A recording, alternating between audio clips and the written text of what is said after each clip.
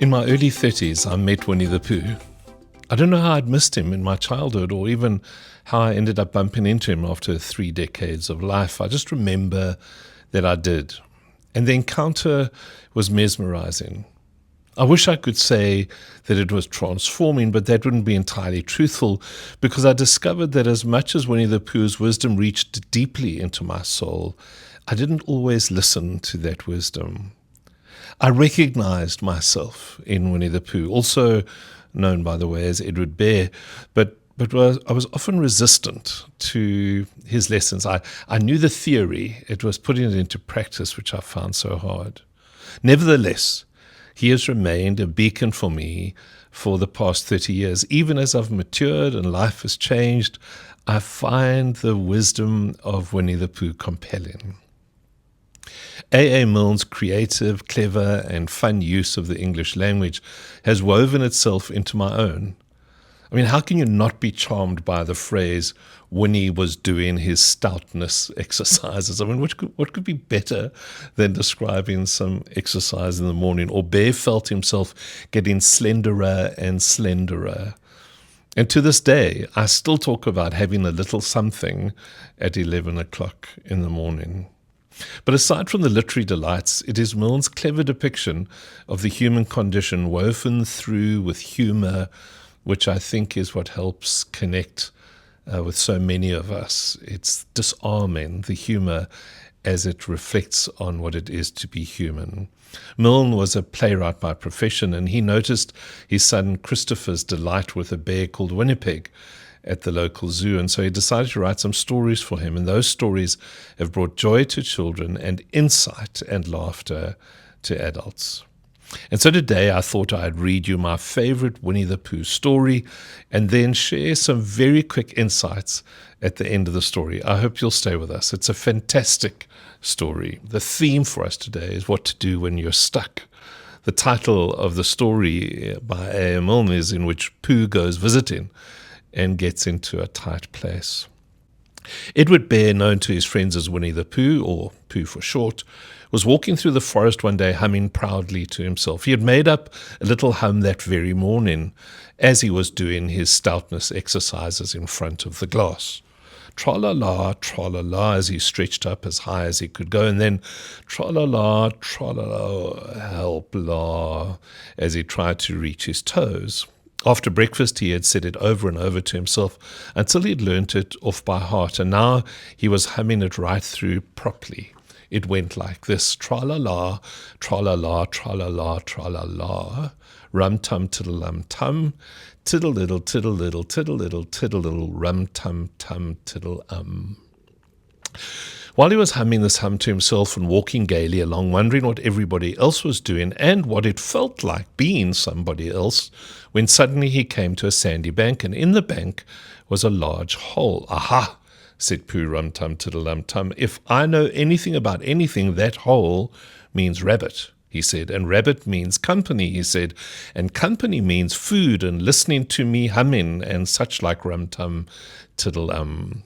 So he bent down, put his head into the hole, and called out, "Is anybody at home?" There was a sudden scuffling noise from the inside the hole, and then silence. "What I said was, 'Is anybody at home?'" called out Pooh very loudly. "No," said a voice, and then added, "You needn't shout so loud. I heard you quite well the first time." "Bother," said Pooh. "Isn't there anybody here at all?" Nobody." Winnie-the-Pooh took his head out of the hole and thought for a little, and he thought to himself, there must be somebody there because somebody must have said nobody. So he put his head back in the hole and said, "Hello, Rabbit, isn't that you?" "No," said Rabbit in a different sort of voice this time. "But isn't that Rabbit's voice?" "I don't think so," said Rabbit. "It isn't meant to be." "Oh," said Pooh. He took his head out of the hole and had another think, and then he put it back and said, "Well, could you very kindly tell me where Rabbit is?" "He's gone to see his friend Pooh Bear, who is a great friend of his." "But this is me," said Bear, very much surprised. "What sort of me?" "Pooh Bear." "Are you sure?" said Rabbit. still more surprised.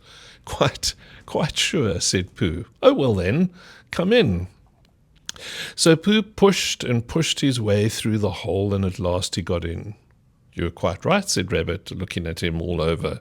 It is you. Glad to see you. Who did you think it was? Well, I wasn't sure. You know how it is in the forest. One can't have anybody come into one's house. One has to be careful. What about a mouthful of something? Pooh always liked a little something at 11 o'clock in the morning, and he was very glad to see Rabbit getting out the plates and mugs. And when Rabbit said, honey or condensed milk with your bread, he was so excited that he said both, and then so as not to seem greedy, he added, but don't bother about the bread, please. And for a long time after that, he said nothing, until at last, humming to himself in a rather sticky voice, he got up, shook Rabbit lovingly by the paw, and said that he must be going on. Must you? Said Rabbit politely.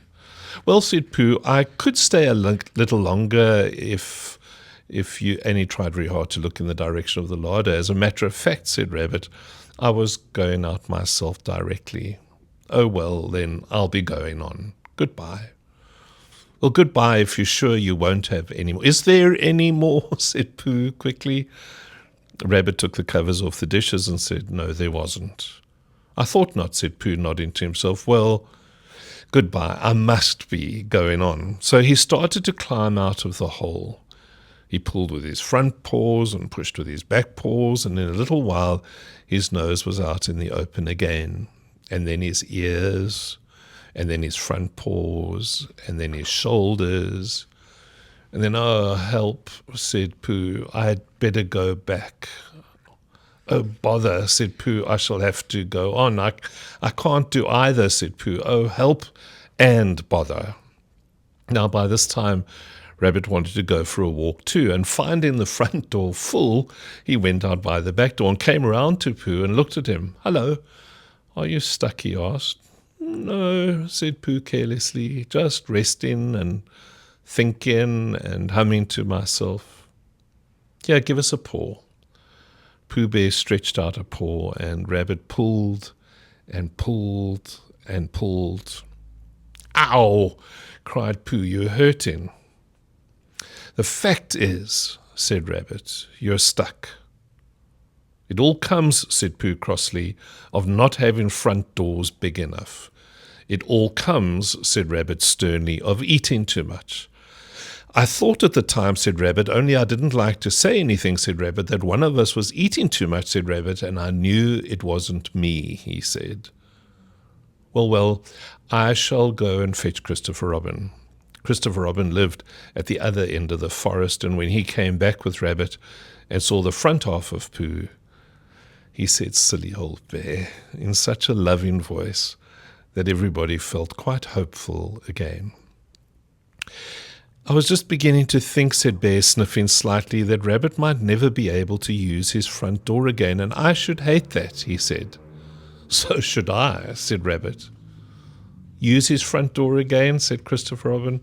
Of course he'll use his front door again.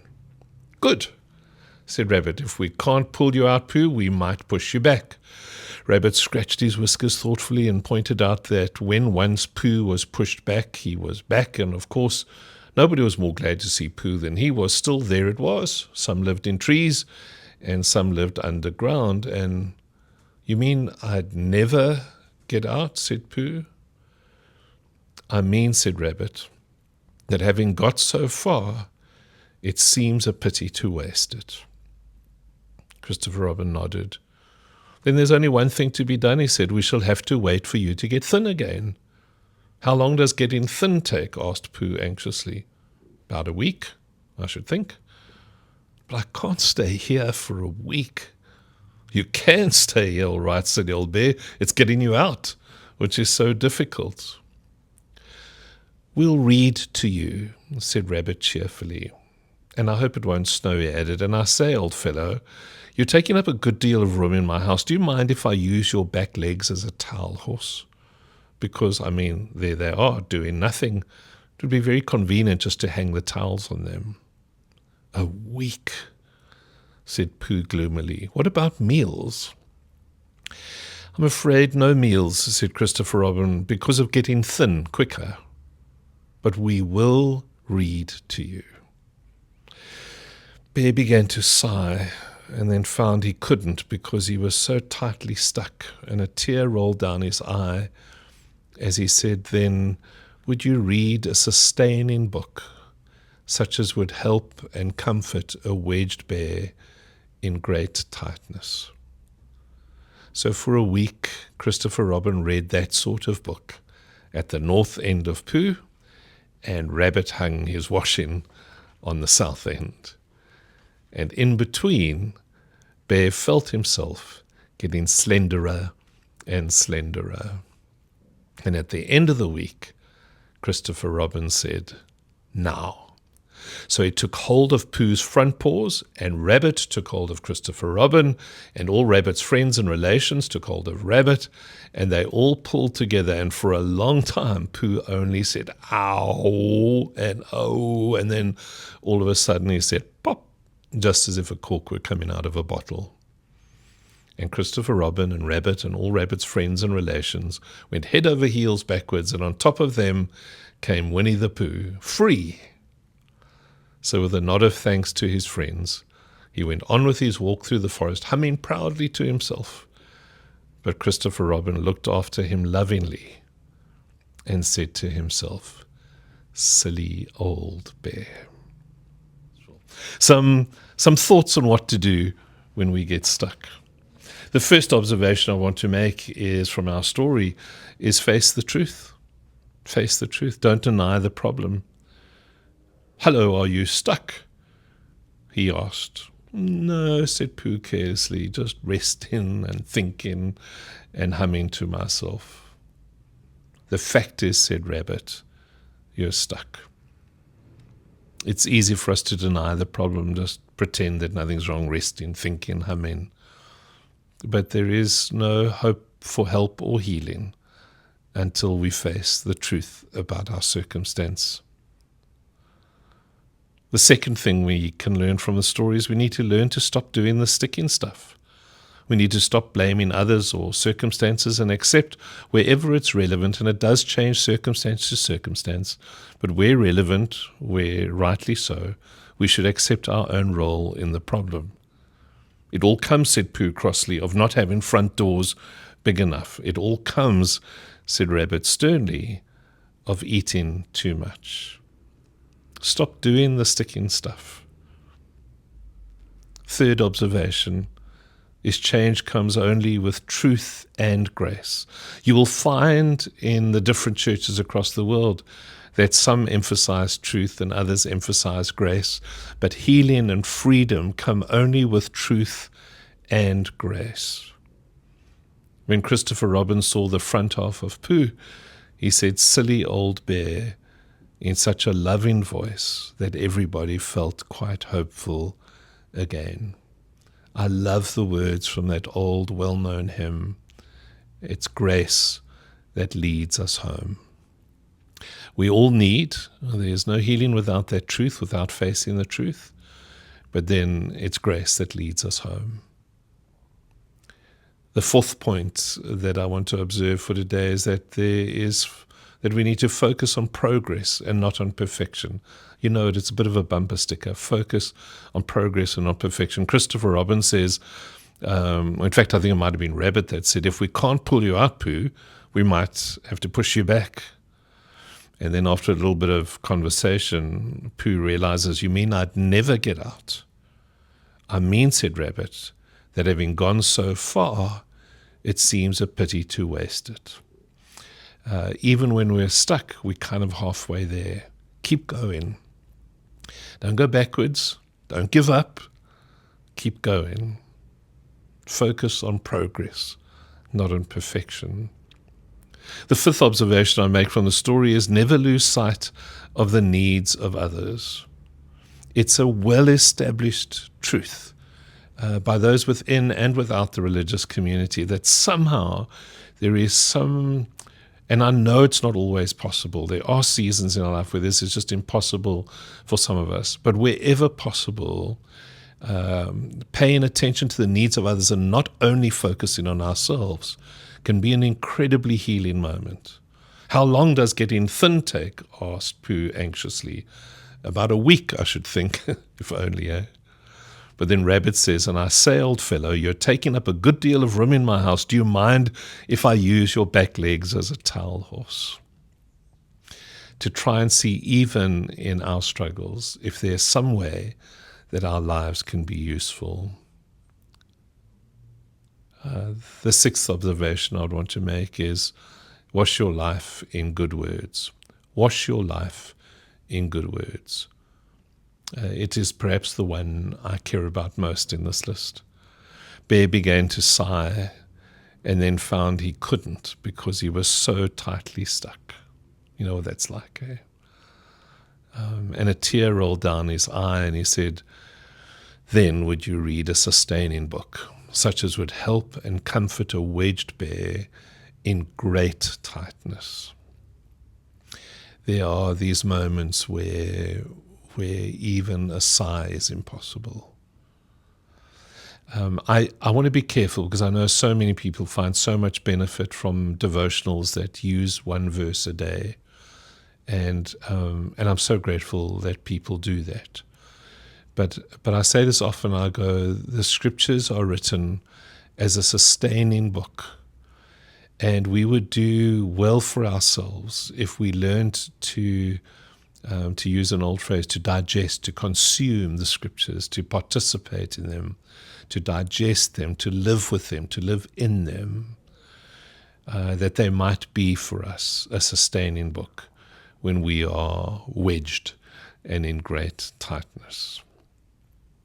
The final point I want to make for today is also one we know well, but to remind ourselves that we are hurt in community, and therefore we're also healed in community. It's the nature of being human. There are going to be relationships which cause us pain. And sometimes people bail then on community, and it drives them into isolation and independence. And it's very difficult, or I find it very difficult, that when we've been hurt in community, to go and find our healing in community. It is easier to withdraw. But community, that's been God's way. He calls it the church. But community is the place in which we will find our healing after we have been hurt. At the end of the week, Christopher Robin said, now's the moment for healing. Now's the moment for freedom. So he took hold of Pooh's front paws, and then Rabbit took hold of Christopher Robin, and then all of Rabbit's friends and relations. Don't you love those relations as well? Friends and relations took hold of Rabbit, and they all pulled together until Winnie was free. And when he pops free, there's this chaos. Everyone lands on top of each other. And that's what it's like. Community is messy. Even the healing is messy. But we are hurt in community, and we get healed in community. Lord, we simply pray today for those of us who are stuck, that we might hear these words, that your Spirit would work within us, and that we might find some freedom through Jesus who saves us. Amen.